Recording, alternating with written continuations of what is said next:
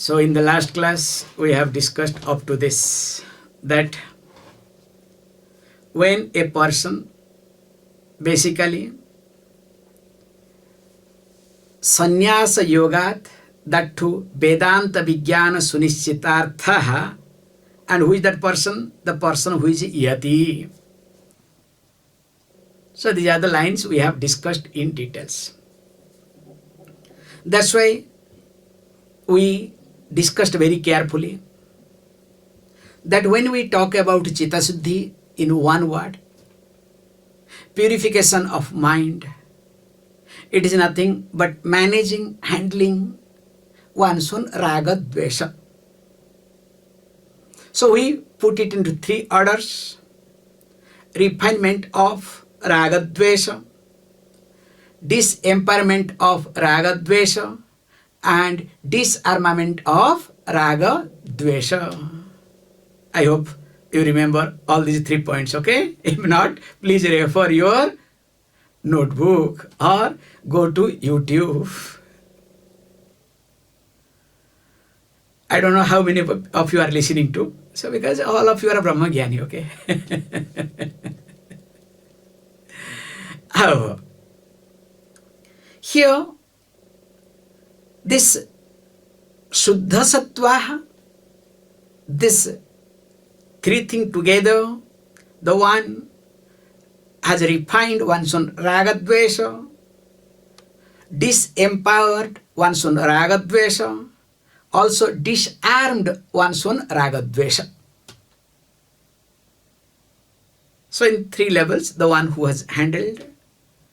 So that person, here, that Vedanta Vijnana, unfortunately, again, my friends, in India, Vijnana means, why people talk about, I want practical spirituality. Have you ever heard or not? It should be practical. Will you talk about some practical spirituality? Why this happened? Because this is also Britishers' way of destroying the culture. So what they did, that they made Vijnana as science. They coined the word Vijnana. Jnana means knowledge, they put. And what is that jnanam? Information. So any information is called jnanam.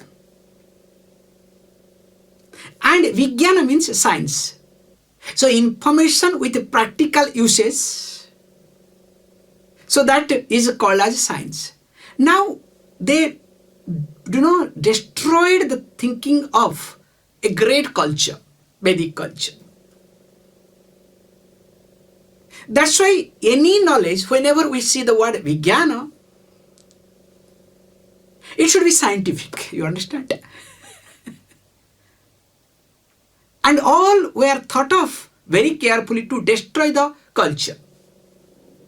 Serious, offense they have made. However, let us not get into. So, jnanam means objective knowledge. So, vijnana means knowledge of subject.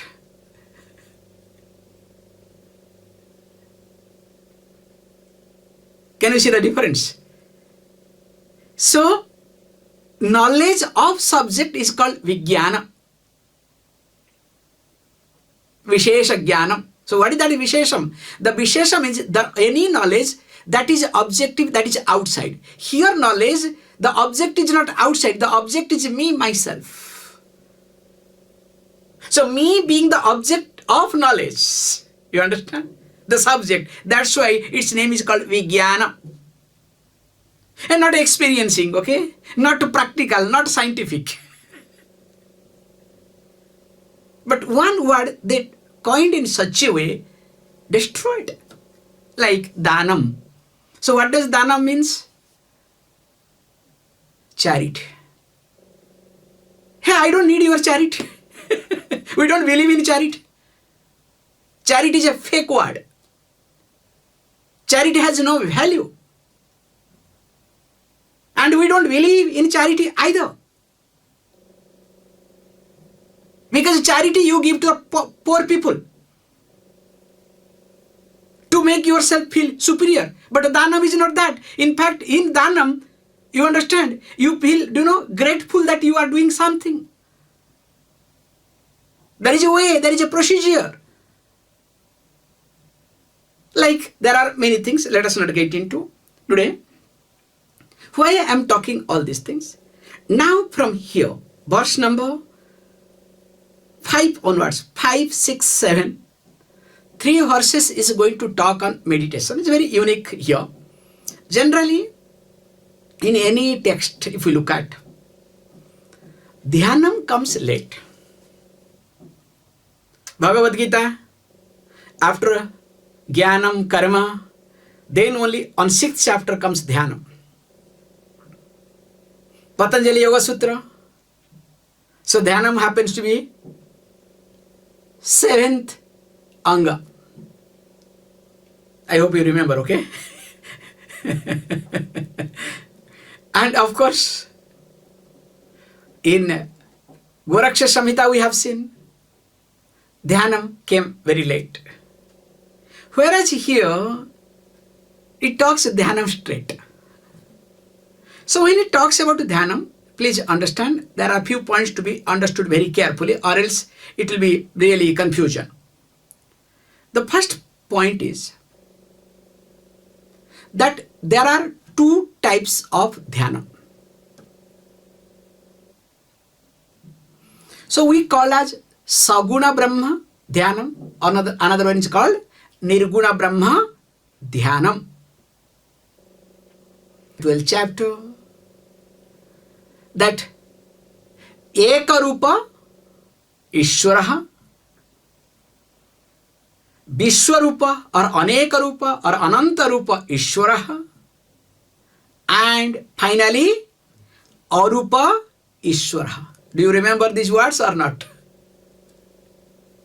Very carefully we had used these 3 words. So we'll be seeing that in step by step in this. Because we see a person growth in this way. A common person is full of raga dvesha, empowered by raga dvesha, armed by raga dvesha, and of course completely raw raga dvesha, no refinement, okay? Opposite of 3. And that's why we call them as pashu. Pashyati iti pashu. Whatever sees, accordingly react. Animal, ityartha. So that's why what you see and you don't process, react, that means that time you are a pashu, animal. And here is being said very carefully that a person who is having full of raga dvesha first has to adopt karma yoga. Why to adopt karma yoga? In karma yoga, there are 2 steps. So when I am a karta, karta means a doer, or when I work, I take up any karma, there Ishwararpana buddhi is there. Very carefully, please listen to this aspect. Karma yoga consists of 2 types of buddhis. So when I am a karta, predominantly I have Ishwararpana buddhi. That whatever I do, the attitude is that what? For the sake of Ishwaraha, not for the sake of my likes and dislikes. That's why I offer anything and everything. That's why when I take shower, I don't take shower to clean my body, but for Ishwara, so that my body is available for Ishwara. When I cook something, it's not for my sake, not for my family, for Ishvara. So anything that I do for Ishvara only, my Ishtadevata mainly. And interestingly, same person with reference to bhakta, means when the person becomes bhakta, enjoyer, that time instead of Ishwararpana buddhi comes Ishwara prasada buddhi. That anything comes, it is a prasadam iti. It has come from Ishwara. Let me respect, let me accept. So when these two are together, then only a person is in the path of karma yoga or is called karma yogi. If these two are not involved, can you call yourself as a karma yogi? Definitely not. See the concept of karma yoga and karma yogi. Then after karma yoga comes here now upasana yoga in between. So this is the point I would like to bring. What is that upasana? So upasana, we say that ekarupa ishvaraha, anantarupa ishvaraha, or vishwarupa ishvaraha, or anekarupa ishvara, both all the three are one and same. And finally arupa ishvara. To start with ekarupa ishvara, as my Ishta Devata, here Uma Maheshwara will come. So I want to relate with a deity, because without relating with a deity I cannot function. I have full of my likes and dislikes. So let me convert my likes and dislikes from me to that God, the deity. Can you see this point? But there is a problem. My God is better, others' God are not. Chiva, chiva, chiva. That is not going to be helpful either. In the beginning, okay, perfect. Because definitely that fellow is much better than a common person. You understand the concept? So in Ekarupa Ishvara, Upasana, there is ragadvesha, no doubt in it. In fact, stronger ragadvesha sometimes. But it is a diverted ragadvesha. And later on we say, go to Anantarupa Ishvara. So to take the shift from Ekarupa Ishvara to Anantarupa Ishvara, you need some Vedanta. Because Ekarupa Ishvara will come by studying Purana. That's why Vaishnavites only read Vishnu Purana. They will never read Shiva Purana because confusion comes. Not Devi Purana. Oh, Shaivite only read Shiva Purana. They will not read any other Purana. You understand? Because there is a confusion. So they don't want to see any confusion at all. So you need Ekarupa to Anantarupa to shift. So you need to question. At least you need to read other Puranas, if not Vedanta. So when you start reading other Puranas, even if you are a Vaishnavite, you go to Shiva temple, sing Shiva, in Shiva you see Vishnu, no problem.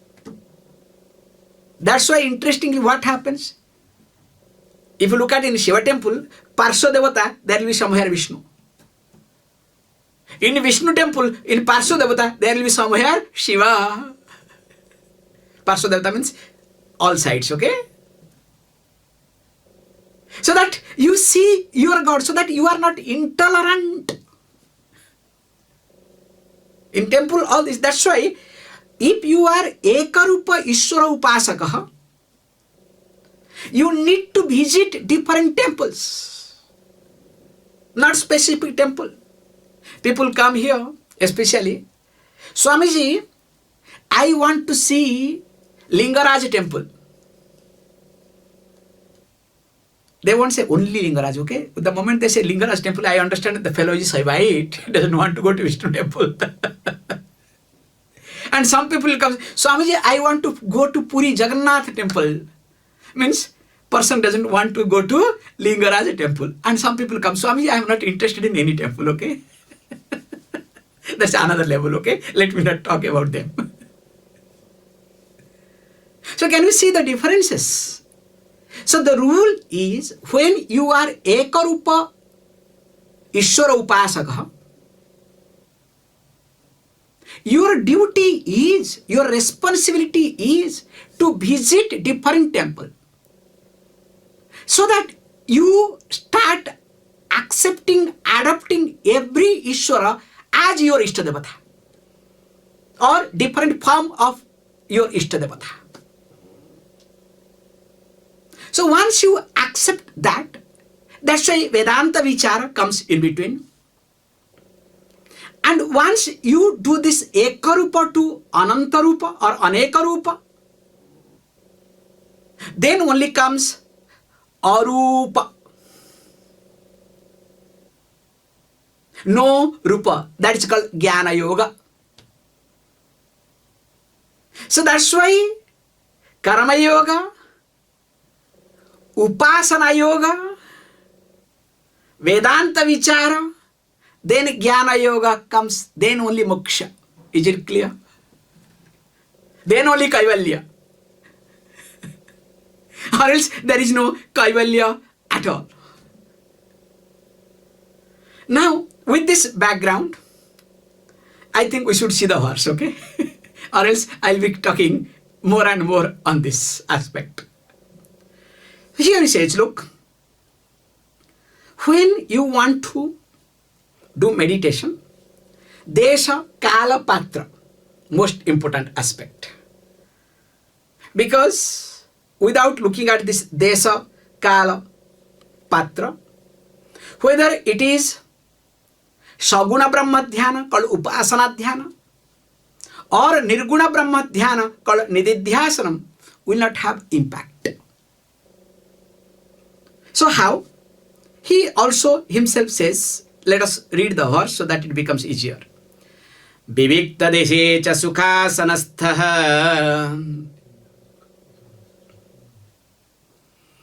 śuciḥ samagrīvaśiraḥśarīraḥ atyāśramasthaḥ sakalendriyāṇi nirudhya bhaktyā svaguruṁ praṇamya.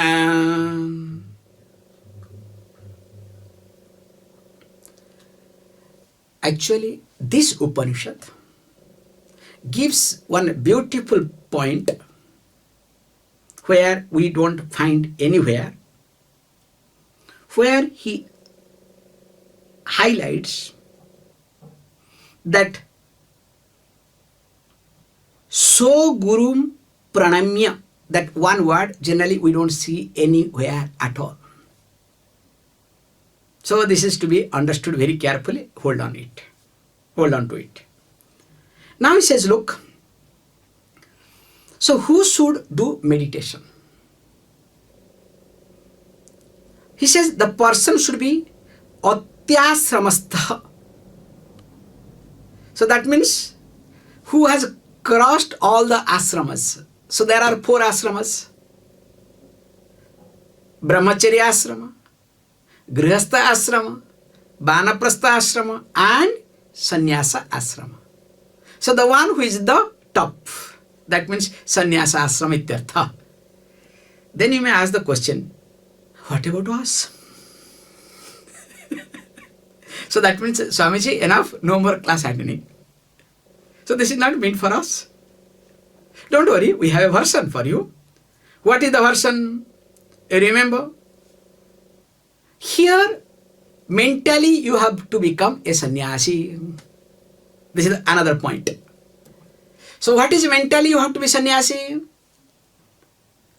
So this 4 to remember, okay? Who is not a sannyasi?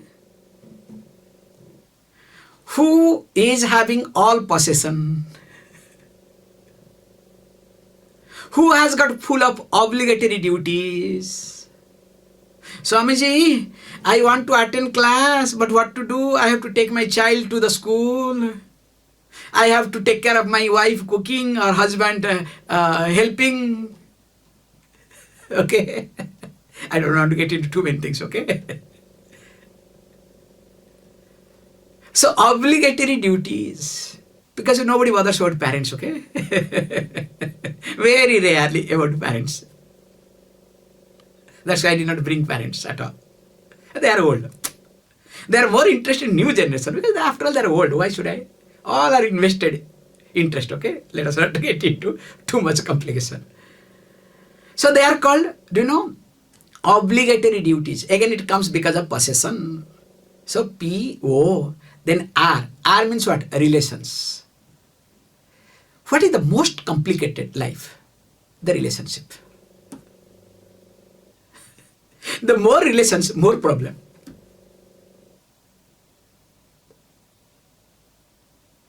So, then the fourth one is called transaction. The person is always busy, like, street dog. Bow, bow, bow, bow. Everywhere is engaged. Full of transaction, okay? Busy life. So the common person is having these four. Whereas who is sannyasi? No possession, no obligatory duties, no relations, as a minimum as a transaction. That's why when we become brahmachari, so brahmachari means you are supposed to have an antenna, okay? An antenna, tough. Few hairs will be left behind, okay? We call that as an antenna, tough. Do you know what does it mean? It means the person doesn't have any relation except three relations. Guru, Shastra and Ishvara. A brahmachari doesn't have any other relation. That's why this antenna means this, okay? In fact, you are all supposed to have antenna, okay? How many of you have antenna? Any one of you have antenna? And remember, without antenna, you are not eligible to do any karma. Without shikha, can you do any karma? You are supposed to tie down shikha, then only you are supposed to do karma. So better have, okay, shikha. Even if hidingly, doesn't matter, okay? Some shikha should be there. These are the minimum things, okay? You want to be this, that, it will not work, okay? Something. I don't want you to have long shikha, okay? At least little. So, also a sannyasi have these three relations, like brahmachari, Guru, Shastra and Ishvara. And any sannyasi who is having more relations or lacking any one of them is a disaster. So here he highlights atyāśramasthaḥ. You understand the concept now? So mentally be a sannyasi. Then not only that, second one says, you need to be in sukhāsana. Sukhāsanasthaḥ means you should be in a comfortable posture. So means you should not be in uncomfortable. Don't make yourself uncomfortable. And when we talk about the sukhāsanasthaḥ, we can take all the sukhāsanasthaḥ in different level. Be comfortable with reference to annamaya kosha. Be comfortable with reference to pranamaya kosha. That's why nirudhya sakalendriyāṇi will see. Manomaya kosha, vijnānamaya kosha. You need to be comfortable. Why and how is a big process. Then comes śuciḥ. Śuciḥ means that one should be pure. Of course, one word is not here in this verse. Desha is not there, the place. So you have to provide place also. So when we talk about śuciḥ, remember, this śuciḥ we also imply in different level, especially these koshas. So starting with first external śuciḥ, the place that you are doing meditation must be what? Clean. Not you slept last night in the same place without cleaning, without mopping, you want to do japam. Okay, somebody said, Swamiji, I did japam. And that very proudly, Swamiji, I did 1000 Gayatri japam. Wow. Where did you do? In your room. Did you sweep? Now what sort of japam you did? Hey, that is not japam, okay? So minimum thing is what? You are supposed to clean, keep the place clean, asana clean, place clean, free from mosquitoes, okay? Then your sarira, annamaya kosha to be clean. Once you clean annamaya kosha, then you need to do praṇamya kosha, cleaning. That's why you need to, synchronize your breathing. Then manamaya kosha, also cleaning to be done, so that you don't allow unnecessary thoughts to take over. Vijnānamaya kosha, you don't interfere, your ahankara should not interfere in anywhere and everywhere. Ahankara and mamakara to be diluted. Then only vijnānamaya kosha will work. So these are put together called as śuciḥ, with purity. And of course, a place which is Viviktadeśe. So Viviktadeśe means a secluded place. Why? Remember, suppose each place has its own beauty. I remember, till now also I remember, okay? I remember, till now also I remember. In Italy, I think, correct, Italy. We went to one so-called star hotel, okay? Because all top celebrities come, like prince, princess, queen, different countries. So in that toilet, okay, washroom, toilet, whatever, it has got laboratory, it has got a different name in different context, okay? In short, bathroom. There is a beautiful chair. Amazing, okay? What is that place? In fact, this is for place of meditation.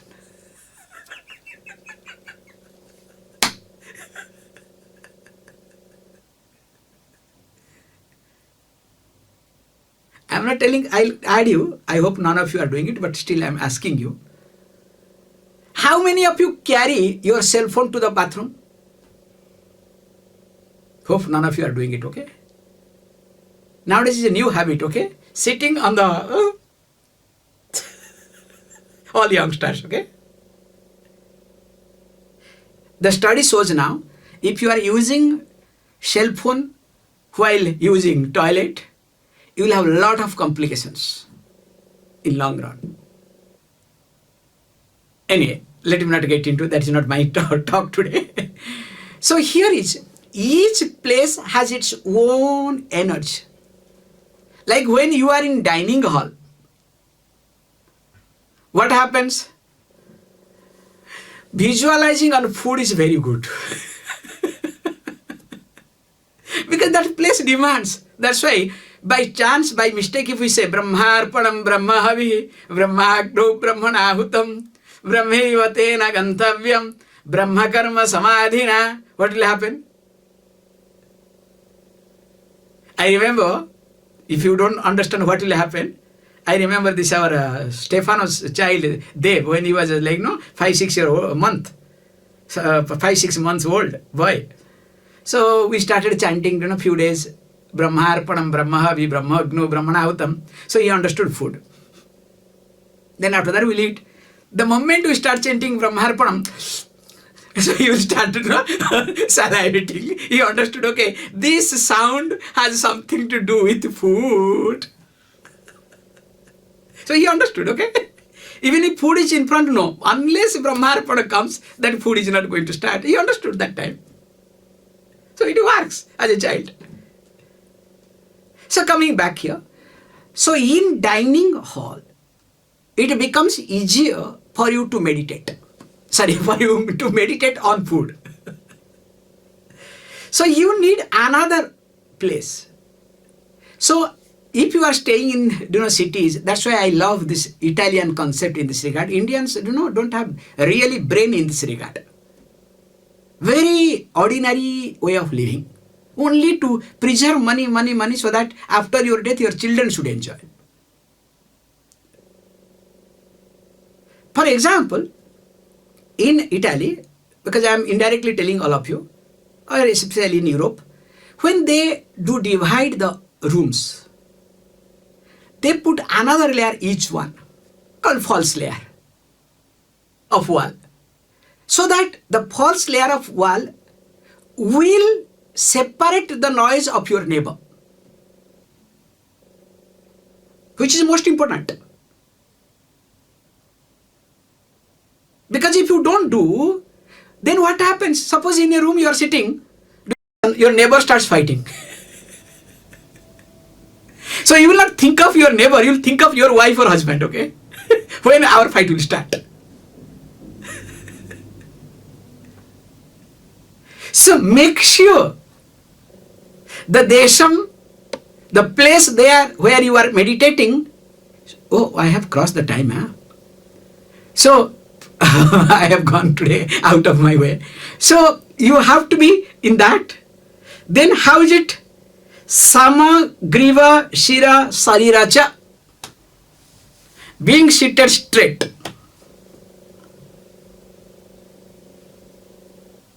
Because the head to your back, the spinal cord must be straight. The spine should be straight.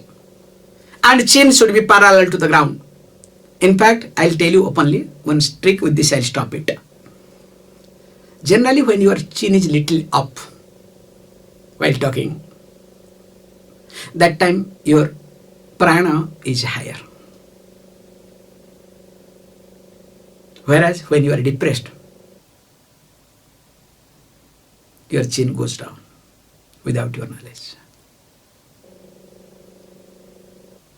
So here he says, chin is parallel to the ground, neither up nor down. More of it we'll see. Om Punnamadaḥ Punnamidam Punnahat Punnamudachyate Punnasya Punnamadaya Punnameva Vashishyate. Om Shanti Shanti Shanti.